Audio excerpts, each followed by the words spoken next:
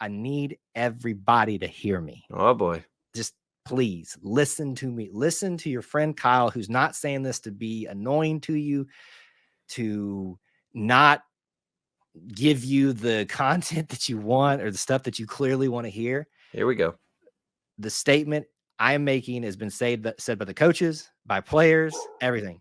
Peyton Thorne is your starting quarterback. Get over it.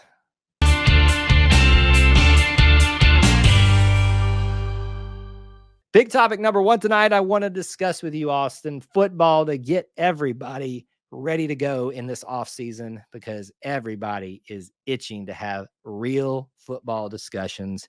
I know you are. I know every single person I talk to or on the street is in chat rooms, all this stuff. Not in a video game, right? Like real football. Not in the game.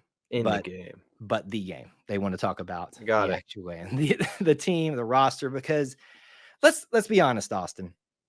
It's all just talk right now. You can give predictions, previews, all this stuff right now, but we haven't even had SEC media days. That's soon. It's just prognosticating at this point. Everybody's guessing, best guessing, hypotheses. One of those things. Hypothesize. Sure. Anyway, that's all we're doing at this point. And I think, though, we've got some news stories that we could discuss today. So let's jump into it. I've got a few things, about 5 small to large stories about the team when it comes to the roster, when it comes to coaching as well, that I think we need to discuss. Let's start with something that's a little bit older in terms of news, but I've been wanting to discuss this with Austin for a while. The Tigers added a new coach, an off-the-field coach. Well, technically an off-the-field coach, a non-assistant coach position, TJ Rushing, who was part of Texas A&M's team. We just talked about in a previous potpourri section about Auburn snagging, Texas A&M players. Apparently we do it to coaches as well, to be an off-the-field defensive back coach, recruiting focus for him as well. Your thoughts on this one, Austin, because I found it very interesting with 2 very seasoned, very well liked defensive back coaches already here at Auburn. Well, I think the biggest thing for me is that it came out that they were hiring him as what's his specific title as of right now? I believe he would something assistant to the coach. This is like the office assistant to the regional manager or something like that. The assistant to the assistant regional manager. The assistant to the assistant regional coach. Well, my perception of it, because it was not long after that news came out that the NCAA approved unlimited on-field coaches. There is no limit of how many you can have down there. You can get everybody and their mother to join the sideline to coach up the boys if you'd like. And so I think that really played a role in that. I think in the past we've kind of heard the term, he's an analyst or he's a strategic assistant, quality control, quality control. And they're allowed to help out with practices and things. But when it comes to game day, they got to be in the booth or somewhere else. Mm-hmm. That eliminates that. And so I think that's probably TJ Rushing's role. Will that turn into more after he gets his feet a little wet? I don't know. That might be something we have to see after this season and in future years. Because it's very interesting. You have Wesley McGriff, who has been quite the journeyman when it comes to coaching. He's been to Auburn and back several times, including this past season where he went to Texas A&M, right? Wasn't correct. It? And then for like 2 weeks and then came back. Still safeties coach, I believe. You then brought in Charles Kelly from Colorado to be not only a co-defensive coordinator, but his focus group, as even coordinators do, is going to be the cornerbacks. So those 2 aspects, and sometimes those are combined into one assistant coach, is covered. So what do you need another one for? That's what I found really intriguing about this. It makes a little bit more sense in light of what you just talked about the rule change for coaches. I want to put something out there, highly speculative. I cannot stress this enough for those of you listening. I have no information that's telling me this. Really, not really, but it's a little bit of kind of putting pieces of puzzles together. Do you think he may be getting ready to take a position officially at some point, and this is just how you get him on the staff to start with? Well, I think it could be, like you mentioned, they're both seasoned veterans. I don't see Charles Kelly being that one that might leave a spot vacant. He's been trying to get to Auburn for a while, come back to Auburn for a while, Right. and is new here. Wesley McGriff is older, and has been to Auburn back and forth a few times. Clearly shows he loves being here. So could it be he's retiring and TJ Rushing will take that spot over? Maybe. I'm not ready to quite say that yet, just because with this rule change, TJ Rushing is on staff, right? Yeah. Like he might have a more niche, I never know how to say that. Way area of coaching. Is he coaching outside boundary defensive backs? Is he going to focus on certain schemes with more pass happy teams? I don't know. But I think you're going to see a lot more of these kind of things, whether it's offensive, defensive, running backs, showing running backs how to block, showing running backs how to run. If your school is willing to pay for them, you can have as many coaches as you want. So it's kind of a new era in college football coaching staff world, and we're getting up for close and personal look at it with TJ Rushing, I think. No matter what it ends up being, it looks like a great pickup just in the recruiting realm, and obviously with Hugh Freeze, that being what he sold himself on to come to Auburn, one of the aspects that only adds to his arsenal in that aspect. And we know that Auburn could desperately need it during times where they're trying to dig out of the hole that they built for themselves over the past couple of seasons. Let's keep moving on through the storylines of Auburn football summer roster updates. Alex McPherson, star kicker. Knock on wood right now, 100% so far at Auburn. I said it, and you can blame me if he misses one now. He missed spring ball.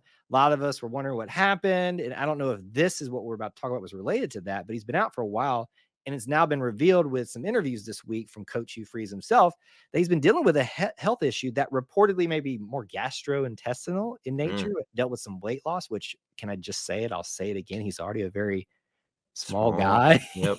I say that with all the love that I can for Alex. This what it's like, the stereotypical kicker, style thing. But it sounds like that is on the mend at this point. Coach did say he will not miss the season, but it's been interesting to follow that with the addition of Towns Magoo, I think is how you say his last name. I've heard it Magoo and Mago, and I don't know who to trust. As a resident, I hear Magoo the most. So and he is former Auburn High kicker. I said Magoo from the get-go. Then I had people just scream at me for saying it's Mago. I'm like, are you sure? I could be wrong. And there could be a lot of people in Auburn wrong, but I've heard Magoo. But anyway, you wonder if maybe you had Alec McPherson for several more years. You thought that was kind of an interesting pull in this class. Not saying it's technically related, but I just wonder how this fit into this. But were you shocked by the news of Alex having to deal with all this? I guess I didn't really know that he had been missing time. I knew he was not in the A-Day game. Right. Obviously that was the Towns Magoo show. But I hate to hear that for him. Whatever that is, it does not sound fun. It does not sound like something that's enjoyable to go through. So I first of all, just hope he gets better and hope that he's able to kind of climb over the hill of whatever this is. Right. But additionally, you got to feel really good for Auburn's kicking game that they do have Towns Magoo and that he has already proved that he can kick it and also kick effectively and efficiently. So it's going to be an interesting thing to watch. I think it's one of those things you're not excited about, but you feel a little relaxed about that you have two options. Yes. But yeah, whatever this kind of thing is, it does not sound fun. And all the best to Alex McPherson and hope he gets to feeling better soon. Yeah, so that's the first, and this is continuing the train of not so great updates, but I think they're important discussions around the roster and what it's about to look like for the upcoming season. Defensive back Tyler Scott tore his ACL during I don't know if you call it a practice or a workout or something during the summer. He will miss the rest of the season. I mean, ACLs are no jokes. Suffered that during some type of situation with the team this summer, and you hate for it to happen in any circumstance, but to happen when you're not even in the season, that's frustrating for him. Makes a little bit more sense why we took somebody from Colorado recently, other than some ties that were clearly already there with some of our coaching staff. A spot clearly, I think, opened up for the season. It made a lot of sense there. But we're already taking hits, Austin. And well, as a Scott with similar athletic prowess. Who has torn his ACL. Oh. I relate to Tyler a lot here. How does that feel? Like I've never It's torn not my good. It's not good. And I'll be honest, like the pain initially doesn't feel good. The recovery is just terrible. Yeah, And that's what I've heard. I'm not I was totally joking when I said I'm a Scot of the same athletic prowess, because I'm not. But I'm about to I'm say. sure it will be much better for Tyler, because he is an athletic specimen, and has the ability for all the PT and training that is available at Auburn. That's excellent. So I hope that it is quick for him, but it is not fun, and so it hurts already for Auburn to lose such a talented kid. But I think that's an area of the team that a lot of people are intrigued by, and so I think that room will have to kind of step up, but they're in good shape with a lot of the players they have. Yeah, I think this is one of those things that I want to be careful with what I'm saying here. I'm happy if it had to happen, it happened early on in his career, so he can get that taken care of now. We're not having someone in their final year losing that last year of eligibility to play or something like that. You don't want to see it happen at all. But he's a guy who's just arrived here. Hopefully this will get corrected and he can get back out there and start strengthening himself up for the next year to come. So 2 not so great updates in a row about what our players have been dealing with this offseason. Hopefully we're not talking about too much more. This one is an update of something we've been talking about a lot, but it does affect the roster, and it started bad, has increasingly got better. And that's our friend Brian Battie and his, I would say, borderline miraculous improvements from what he went through, being involved in a gun violence incident, being hit in the head, losing his brother in that same incident. I don't have any major updates, Austin, other than I wanted us to acknowledge what's the roster's kind of been going through this offseason. You've lost Brian Battie for the season. I'm not a doctor. I'm not there to give the updates, but I think based on what we're hearing, there's no chance for that. And it's going to affect the roster in some ways, and that's not the most important thing, but it is something that we need to discuss on that. So how do you feel about the running back room without Brian Battie and all of that? And I know it's a shame not to have him there, because he was I call him a Swiss Army knife, such a weapon. Yeah, well, incredible in the return game too, which he really excelled in. Like you said, not the most important thing, but it does affect Auburn's, some schemes and ability they thought they'd had. I think you'll see probably a lot more of Jeremiah Cobb. I think that's somebody that has shown he has potential, but could slip into that role a little easily. Just with Damari Alston and Jarquez Hunter, I don't think they quite fit as well in their physical athletic ability. So this is going to be interesting. I think people are really excited about Jeremiah Cobb, and he's a special talent. But Brian Battie's a seasoned veteran, has been around college football for a while now. So they will certainly miss his leadership and his in addition to his abilities on the field.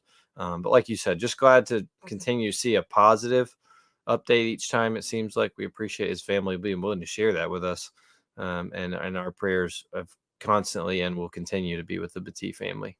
Yes, and I will say this: I again have no connection to the family, not expecting him to be in any way involved with the team in the truest sense. But what I would love to see this year, if it's possible, if he continues to progress, is that man to walk out onto to be out on the field at some point this season in whatever capacity he can, to be honored by this team.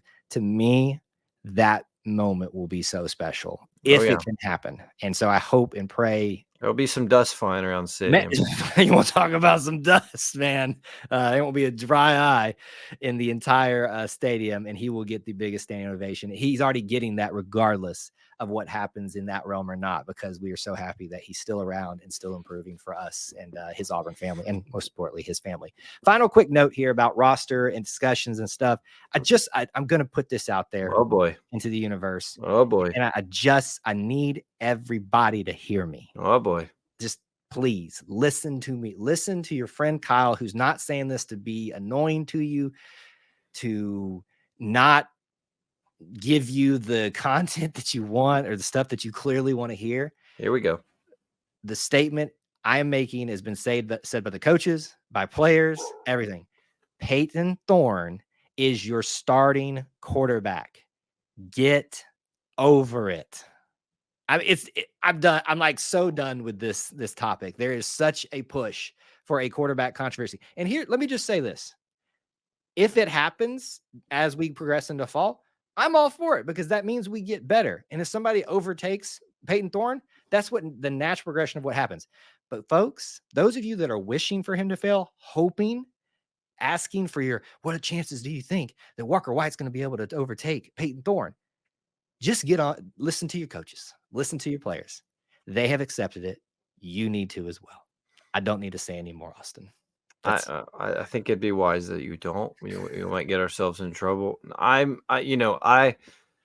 think that it has been widely and overly stated that Hugh Freeze has a stamp of approval for Peyton Thorne, and he trusts him and believes in him, believes he's the best option. I think he's been very candid about if he had seen a better option in the quarterback that met the right criteria, and that includes price, then they'd be after him. But he did not, and I think you have to coach him or trust that he knows what he's doing, and he's the one that's coaching him every day. I have said this before on this show, and I fully believe it. I think that there is plenty of historical data in the transfer portal era that shows you when you have a transfer quarterback, year 2 is a much bigger step than year 1. I think you can see that with Joe Burrow, Bo Nix, Jalen Daniels. I'm not saying Peyton Thorne is going to be any of those individuals. No. All those were first-round draft picks, even Bo Nix people. But I think that you will see a jump in Peyton Thorne's production because he's been here another year. He's more comfortable. He's having fun, and and Auburn has been able to upgrade and bring other weapons around him. So I think that Peyton Thorne will have a much better year than he did last year. Will it be enough for Auburn to be successful? We'll have to find out and see. Yes. It is something I know I'm still going to have to deal with. And sometimes people just bring it up just to watch me get riled up and stuff like that. But at this point, folks, if you haven't caught on, if you haven't got clued in, I can't help you. But that was plenty to discuss. Summer updates for the football team. We'll have much more detailed stuff, much more concrete stuff to discuss as we inch closer and closer to that fall season throughout the summer.